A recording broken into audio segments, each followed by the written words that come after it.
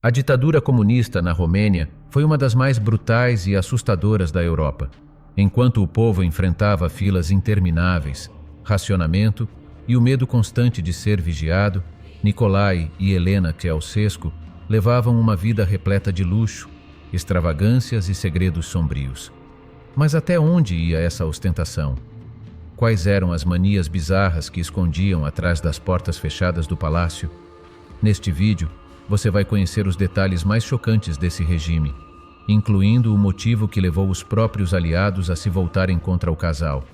E fique até o final, porque você vai descobrir uma das paranoias mais bizarras do ditador. Ele queimava suas próprias roupas por medo de ser envenenado. Antes de começar, estamos rumo à meta de 1 milhão de inscritos. Parece muito, mas com a sua ajuda, chegaremos lá. Se inscreva agora, deixe o like e faça parte dessa história. A ascensão e paranoia do ditador. Nicolae Ceausescu iniciou sua trajetória política de forma modesta, vindo de uma origem humilde. Nascido em uma família camponesa na pequena vila de Scornicești, cresceu em meio à pobreza e às dificuldades do campo. Ainda jovem, mudou-se para a cidade para trabalhar como aprendiz de sapateiro, uma experiência que o colocou em contato com operários e sindicalistas.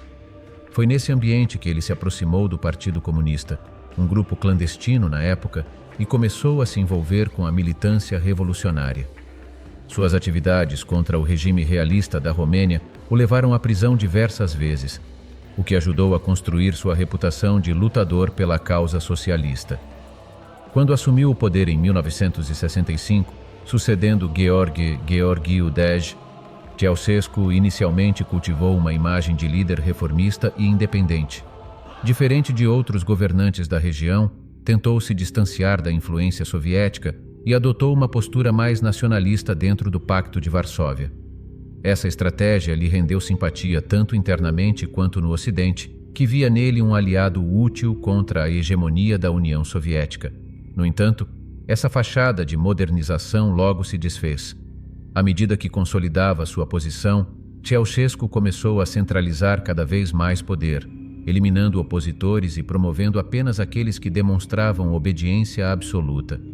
Seu governo tornou-se um estado policial, onde a vigilância, a delação e o medo passaram a ditar as regras do cotidiano. Helena Ceausescu, sua esposa, não apenas compartilhou de sua ambição desmedida, como também se tornou uma figura central no regime. Embora possuísse pouca educação formal, manipulou o sistema para se apresentar como uma grande cientista e intelectual. Seu nome aparecia em pesquisas e estudos que nunca escreveu, e seus títulos acadêmicos eram fraudulentos. Mas sua influência ia além da academia forjada. Helena controlava ministérios, fazia e desfazia carreiras e decidia quem merecia estar próximo ao casal governante. Assim como o marido, ela se cercava de luxos inimagináveis para a população. A cada aniversário dos Ceausescu, a Romênia era forçada a celebrar com eventos grandiosos. Artistas, intelectuais e políticos tinham que oferecer presentes extravagantes, enquanto trabalhadores comuns eram obrigados a escrever cartas de admiração e lealdade. Enquanto o casal acumulava riquezas, a população sofria com privações severas. Alimentos básicos eram racionados, o fornecimento de energia elétrica era cortado durante longos períodos e até mesmo o aquecimento nas casas foi drasticamente reduzido, deixando os romenos à mercê dos invernos rigorosos. Apesar da ostentação, os Ceausescu mantinham poucos empregados em suas numerosas mansões e palácios, pois desconfiavam de todos ao seu redor.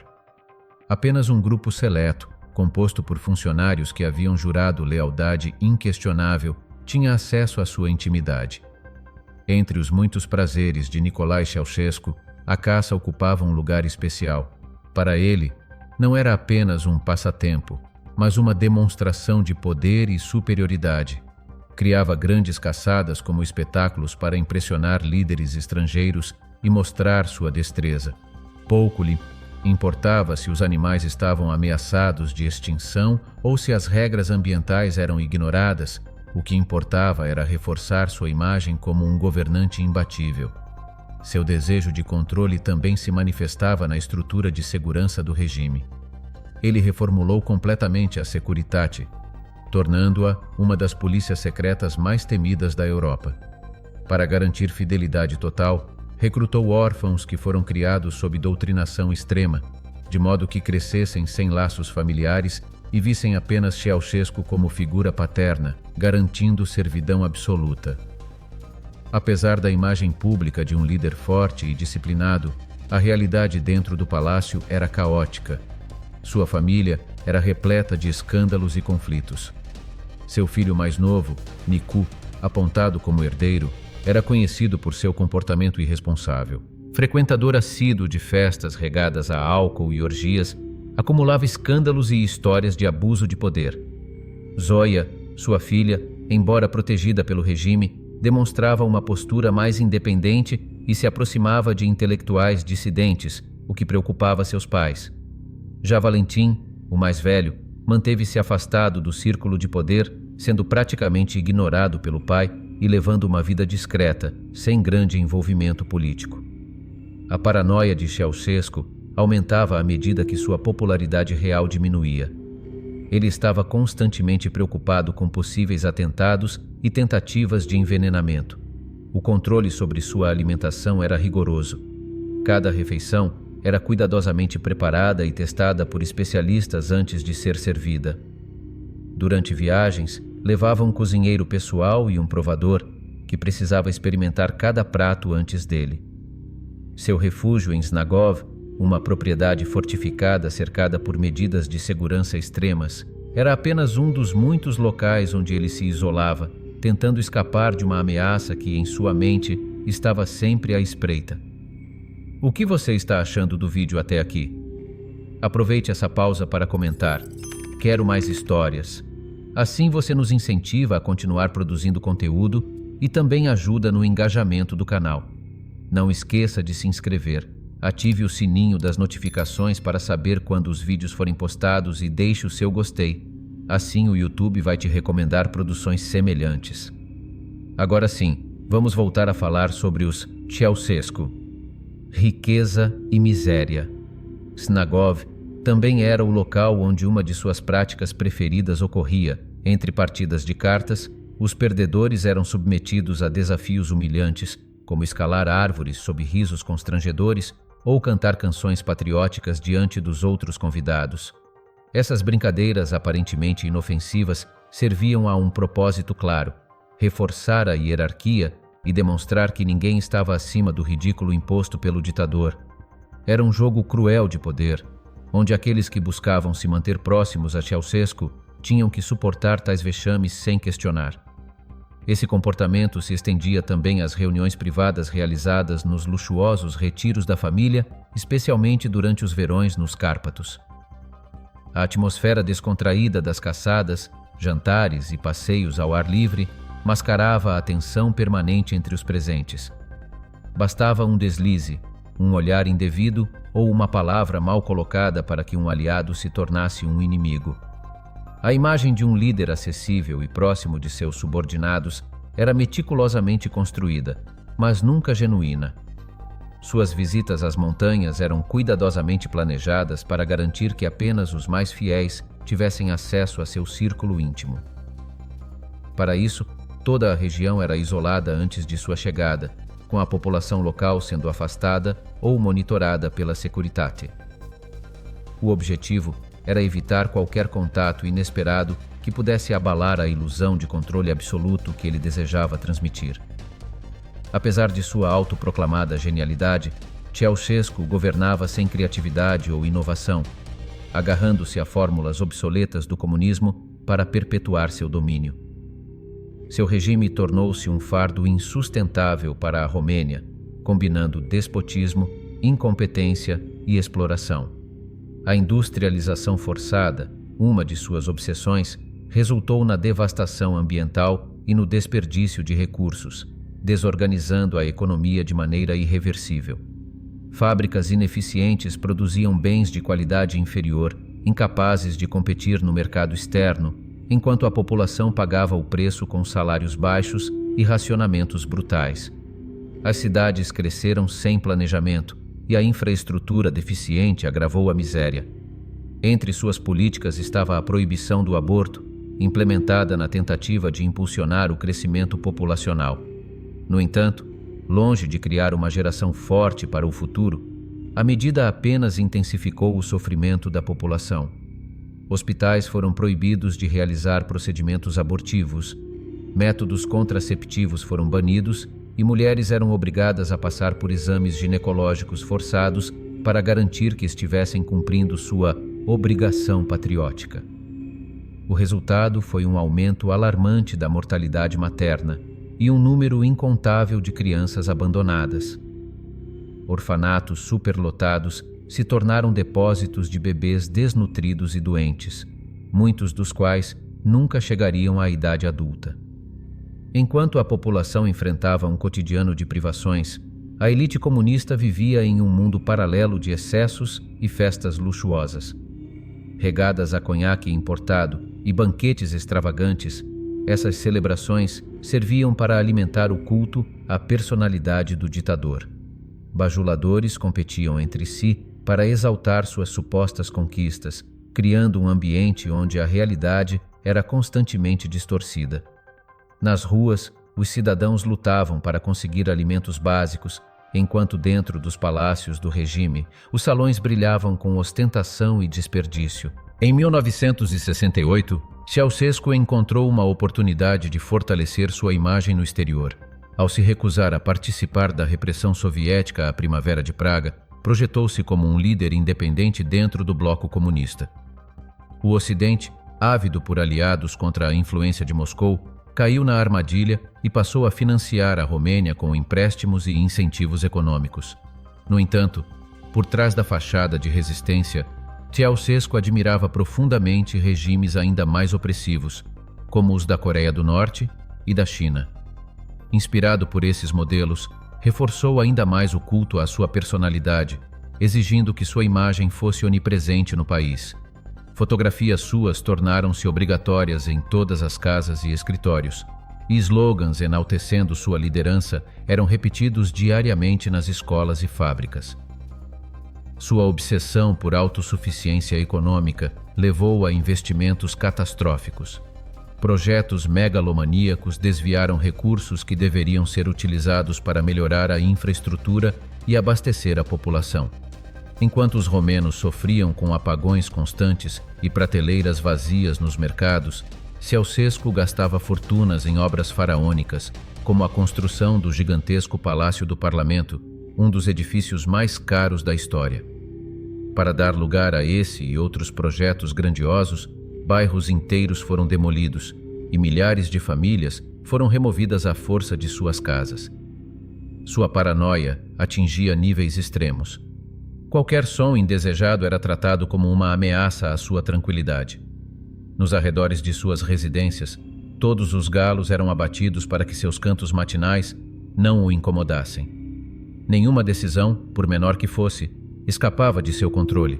Mesmo em meio ao crescente caos, ele se recusava a admitir qualquer erro.